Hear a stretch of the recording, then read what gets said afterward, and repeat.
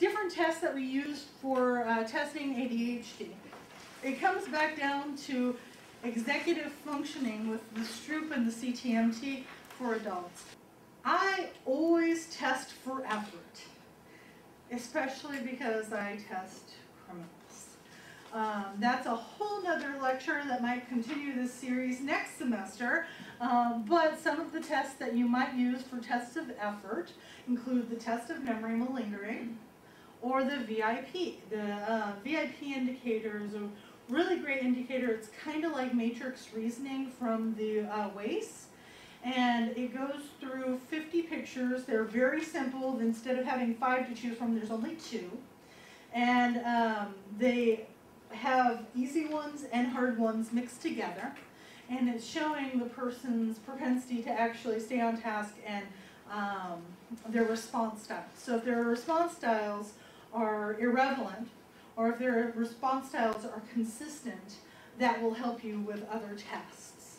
The test of memory malingering has 50 pencil drawing pictures that you show the person one after the other, and then they choose from pairs those 50 pictures they pick out. And there's 2 trials. So they're shown the same 50 pictures again, and then the 2 pictures again. They have to choose one that was they've just seen, one that is another shape. And the hope is that from the first trial to the second trial, they'll get better. Between 46 and 50 correct. Most people get between 46 and 50 correct on the first trial, and on the second trial they usually get 49 to 50 correct. People who are malingering usually get somewhere in the 30s. So it's a really good test. Tom is normed on a group of people with mild mental retardation and a group of people with Alzheimer's, and they still do between 46 and 50. Also, the continuous performance test, that's one of the hallmarks for looking at ADHD. So if you're doing any tests for ADHD, I highly recommend you invest in this. All right, so take the test. So go ahead and score yourself. How many people are ADHD by this thing online that I found? The reason that I put this in here is to illustrate how many people might be coming into your office saying, I took this test online, doctor, it says I've got... Yeah. So on any given day, I might have ADHD compared to most of the tests online. If I use this, I'm like, oh, okay.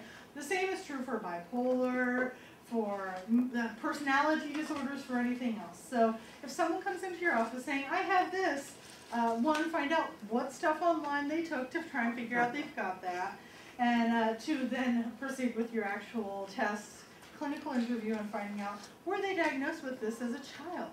If they weren't, that doesn't mean they don't have it, but if they were never showing any signs of ADHD before the age of 10, then chances are that they don't have ADHD. All right, so let's try a case study. We have a 25-year-old Hispanic male. He was referred for an SSI evaluation. He reported a history of concentration problems, special education throughout his academic career, and he completed 12th grade. His work history consisted of sporadic short-term employment.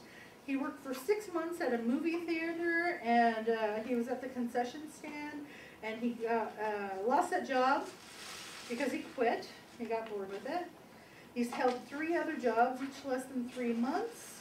He was employed at a McDonald's restaurant, but was fired because he couldn't keep up, and he was spacing out too much. He denied any medical history and denied any loss of consciousness, and denied any mental health history except for being diagnosed with ADHD at 5 years old and being placed on Ritalin between 5 and 12. Oh, and he also worked with a speech therapist when he was 9 years old because he was stuttering.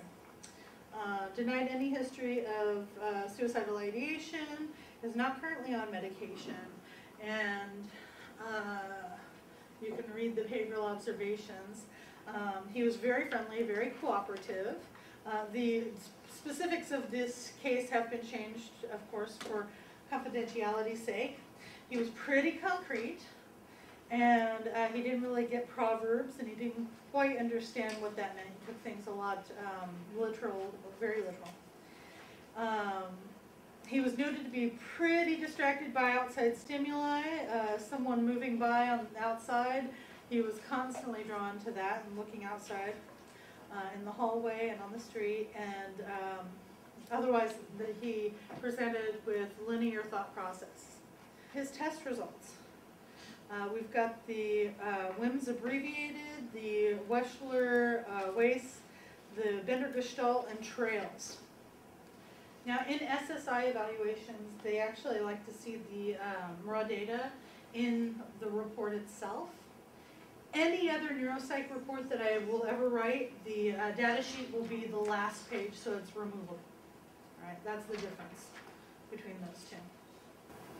But yeah, if you're going to be doing any SSI evaluations, this is what they're expecting. And if you're going to be working for an agency that does SSI evaluations, usually they have a template they want you to follow. The one that I was working for just said make up your own, but they had a specific functional assessment page. So what test scores? Let's look at the WIMS first. Incidentally, for those of you who don't know the WIMS, logical memory is stories, it's verbal, and family pictures is visual. So you show them a series of different pictures. And, well, with delayed memory, sometimes it takes them time for information to consolidate. And so immediately the working memory might not be there, but later on they're able to retrieve the information. So you're talking about recall. They're able to recall the information after a delayed period, but immediately they aren't. So there's that piece. We're seeing someone who is a visual learner. Now that's the kind of first thing, that his visual memory is much better developed than his auditory memory. And that's actually something that we see with people with ADHD. Because they're visual, they become more visual processors, because auditory you have to pay attention to someone yakking at you. Visual kind of keeps you stimulus. It gives you a stimulus to focus on. What about the waist? Okay, so we're talking about a guy who's not the brightest bulb in the pack. You know, so he's already lower functioning, pretty much across the board. So block size supports his visual abilities. Okay, his VCI is still a little bit better than his PRI. Okay. So they kind of go hand in hand. The verbal sections that require auditory processing of the WACE, you're seeing deficits in, just like you saw in the WIMS.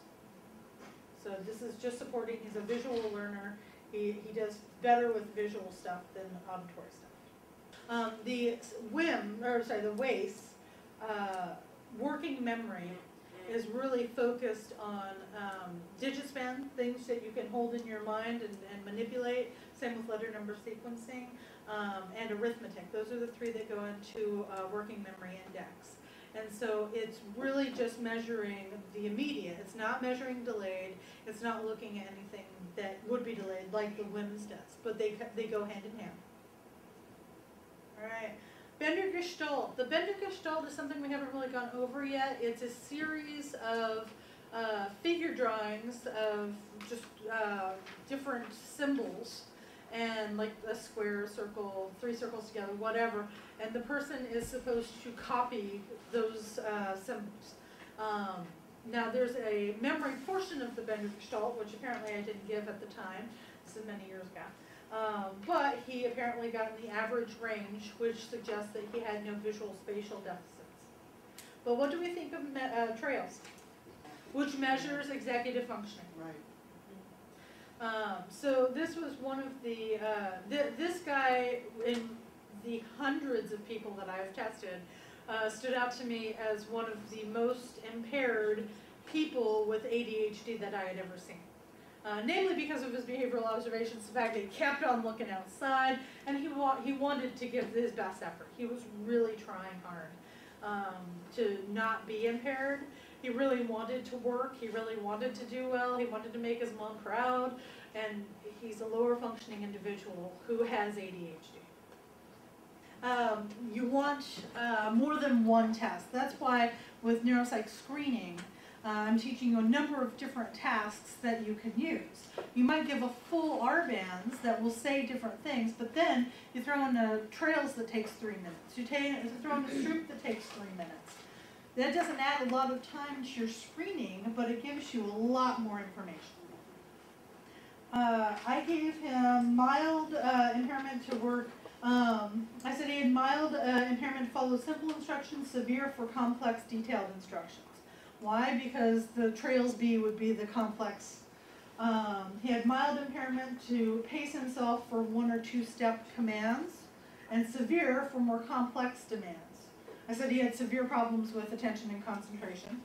Moderate for changes in job routine. Mild for dealing with the stress of a workday, only because he said that he got bored with a job and quit it. And no problems verbally communicating with me. Writing, he was able to write out the intake form with no problem. And interacting appropriately. He was very respectful and overly respectful. He was a mama's boy. So what did I say? I said, in conclusion, Mr. Doe was referred for functional assessment or analysis because he is seeking benefits for problems related to ADHD. Test results support this diagnosis and suggest that he may have an auditory processing disorder, which should be ruled out. Test results further indicate that he has difficulty with speed of mental processing, auditory memory, impulsivity, attention, cognitive flexibility, which could account for his problems in school. Executive functioning impairment is a hallmark of ADHD, and test results suggest that Mr. Doe may have difficulty with completing and maintaining pace with complex tasks. This may impair his ability with conforming to expectations in a work environment which is supported by his reported history, short-term employment, and being fired for not being able to keep up. Mr. Doe's intellectual functioning is currently in the borderline to low average range. Test results indicate that Mr. Doe's strengths are found in his hand-eye coordination and visual memory and visual processing, problem-solving skills. If this was an actual evaluation, I would have gone into a lot more depth in my conclusion, for one. Functional assessment, they're just looking for very basic, can he, function in a work environment. If it was a neuropsych evaluation, absolutely. I would have a string of recommendations for all of the different things that I would think that he would benefit from, including community resources. For this guy, I think I would recommend permanent, just because he's a lower functioning individual, and I think that he would be able to work part-time. I think that he would be able to thrive in that setting, but he's never going to be a guy who's able to manage his own information, his own data, his own money. I also recommended that he get a payee. Yeah. Someone to help him with finances, like his mom, who'd been taking care of him his whole life. He'd never lived independently. Well, in this specific case, I only did the test that I was ordered to do. If it was my own private practice, absolutely throw in a test of effort just to CYA, cover yourself, because it might come back on you. How do you know this guy wasn't malingering? In my behavioral observations, I would also, if it was my private practice, talk about his effort, how much time and information he put into things, that sort of thing. We're talking about 2 different styles of tests, and you always have to write your report per the referral source. So if the referral source is just asking you to answer the question, is this guy going to be able to play well with others, you answer that question. If it's a neuropsych eval that looks at his functioning, cognitive functioning, and treatment planning, then you're going to go into a lot more detail. It's going to be more than a 3-page report.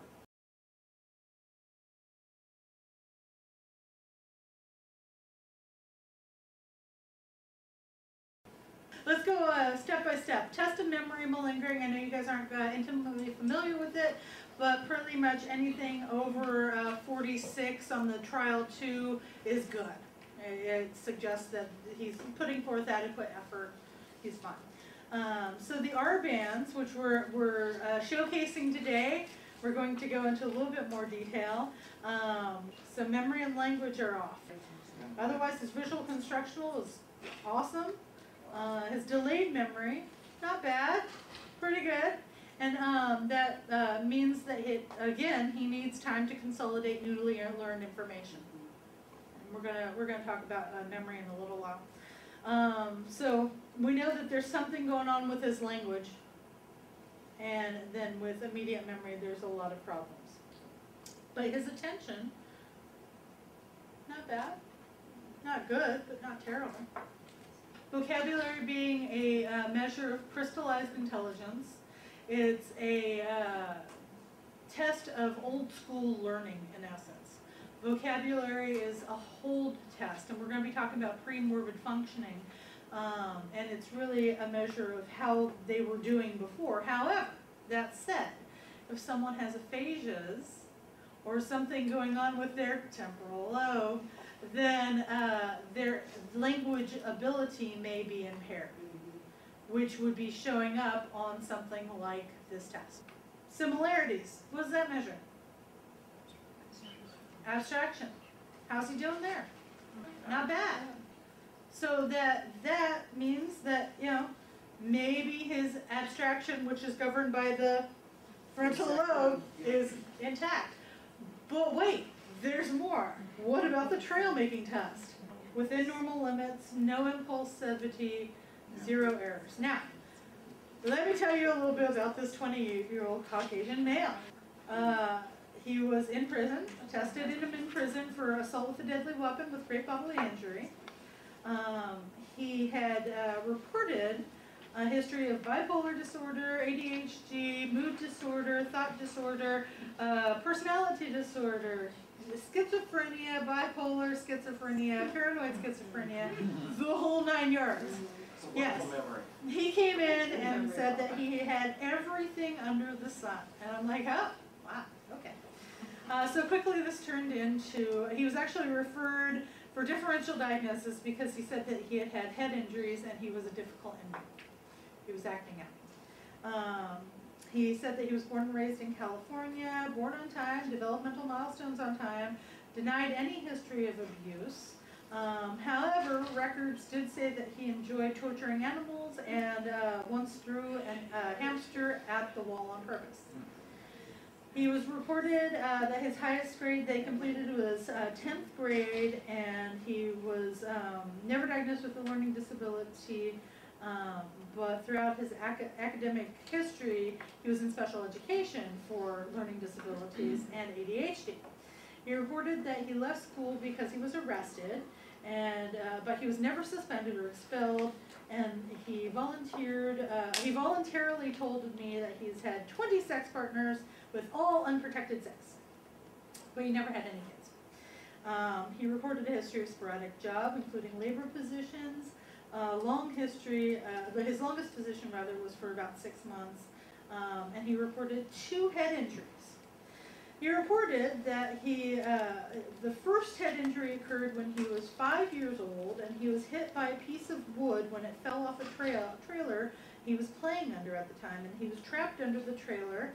He had lost consciousness for an unknown amount of time, and he didn't know anything about his functioning or anything like that, but he believes that he was a lot more spaced out after that incident. And then when he was 20 years old, he was jumped and had lost consciousness for a couple of hours. He had a long legal history, long drug use history, and in addition to endorsing everything under the sun, and other tests that I gave him, by the way, showed that he was over-endorsing psychotic symptoms and malingering in that respect. The diagnosis that I came up with for him was ADHD NOS per self-report, and specifically mood disorder NOS, because I couldn't verify the head injury. However, test results clearly showed that it was a head injury, specific temporal lobe head injury, because of the language impairment. That I don't think this guy ever had ADHD. I think that he was a normal kid until he was 5 years old, and then he had a horrible head injury, and when he was 7 years old, he was diagnosed with ADHD. And he's gone through his life telling everyone, I have ADHD, when in actuality what he has is brain damage. That's why it's imperative that you guys get the right diagnosis, especially if you're dealing with kids. Which comes back to the caveat that these are just neuropsych screenings, And so if you're actually doing a full battery, you'll get a lot more information, but if you're doing a screening, then you'll have in your conclusion section a lot more information about rule happening at this point. Yeah, he's using drugs, he's running the streets, he doesn't have the behavioral stuff in place. What I would suggest for this guy, if I could, is a structured environment to really help him learn the things that he didn't learn after that head injury. That's why I gave him the diagnosis of mood disorder NOS, to have him on a medication that can help regulate his moods, because his brain's not going to do it for him. And then a lot of behavioral controls with the treatment planning, specifically around observable rewards and immediate. I think that the subtest there that he was that was feeding that specific test was semantic fluency, being able to come up with a lot of words in a specific amount of time. We're going to be talking about that in a little while, and so it might be that he has a harder time processing direct instructions. That's possible.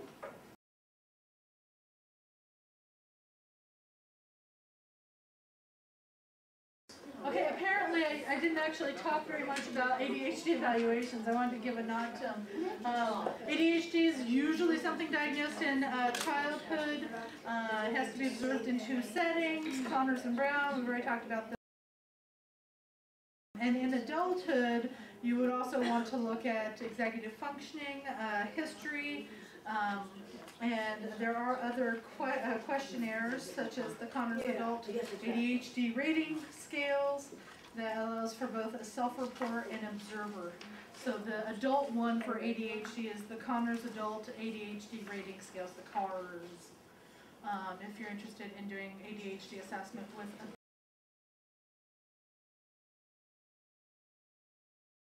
And are there explanations other than ADHD that better account for the clinical picture such as substance-induced mood disorder? And finally, for patients who actually meet the criteria for ADHD, is there evidence for existence of comorbid conditions? So those are things to pay attention to.